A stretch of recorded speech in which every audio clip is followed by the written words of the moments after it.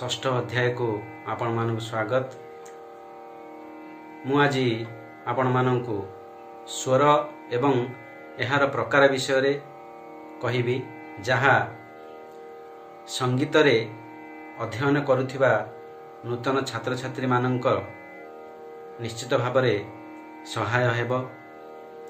तेणु आसंतु जानिबा स्वर एवं एहार प्रकार भेद। स्वर साधारण भाषा रे स्वर कहिले जहा आम कर्णकु बा कानकु शुणिबा पई मधुर लागिथाए ताहाकु स्वर कहा जाए। किंतु संगीत शास्त्र अनुसार 22 गोटी श्रुति मध्यरु मुख्य 12 श्रुति को स्वर कहा जाए। एही स्वर गुड़िकर संपूर्ण नाम जहा मु आग लेसन रे कहिथिली, यथा षडज, ऋषभ, गांधार, मध्यम, पंचम, धैवत एवं निषाद। व्यवहारर सरलता पई एहाकु क्रमशः सारे गामा पाधा नी कुहा जाय थाए। स्वर को मुख्यतः दुई भाग रे विभक्त करा जाय अछि, यथा शुद्ध स्वर बा प्राकृत स्वर एवं विकृत स्वर। एही शुद्ध स्वर कहिले 12 स्वर मध्यरु मुख्य 7 स्वर को शुद्ध स्वर कहा जाए। अर्थात जेतेबेले स्वर तार निश्चित स्थान रे रही थाए सेतेबेले ताहाकु शुद्ध स्वर कहा जाए। एही शुद्ध स्वरर संख्या 7 गोटी अटे। विकृत स्वर जेउ स्वर तार निश्चित स्थानरु टिके ऊपर को चढ़ी जाई थाए ताहाकु विकृत स्वर कहा जाए। उदाहरण स्वरूप जदि शुद्ध गार स्थान अष्टम श्रुति रे हेबो तेबे विकृत गांधारर स्थान हेबो सप्तम श्रुति।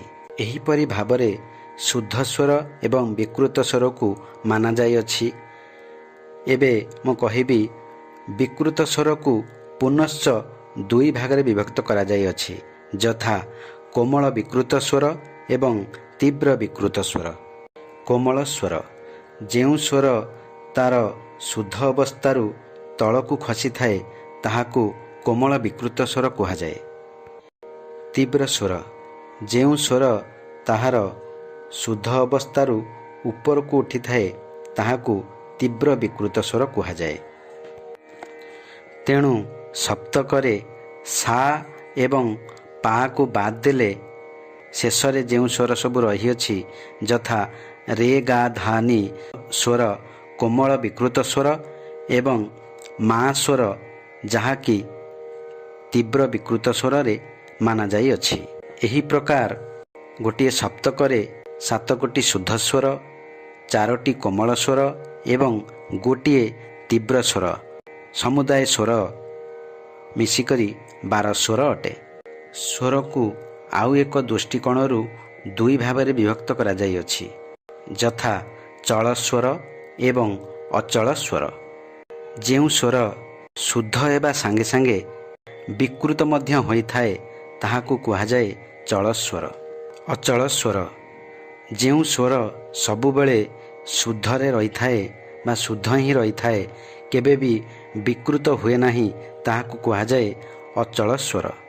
उदाहरण स्वरूप सा एवं पा एई दुईटी स्वर सबु बेले अचल स्वर भावे कार्य करि थाए, कारण एही दुईटी स्वर संगीत रे एक स्तंभ परि कार्य करि थाए। एहा हैला स्वर एवं एहार प्रकार भेद। आपण माने जानिले स्वर एवं एहार प्रकार भेद। जदि आपण माननको भिडियोटी भल लागु थाए ताल निश्चित भाव लाइक, शेयर, कमेंट एवं सब्सक्राइब करंतु, जा फल रे मोर नेक्स्ट वीडियो आपण मानक पाखरे निश्चित भाव पहुंची पारिबो। नमस्कार।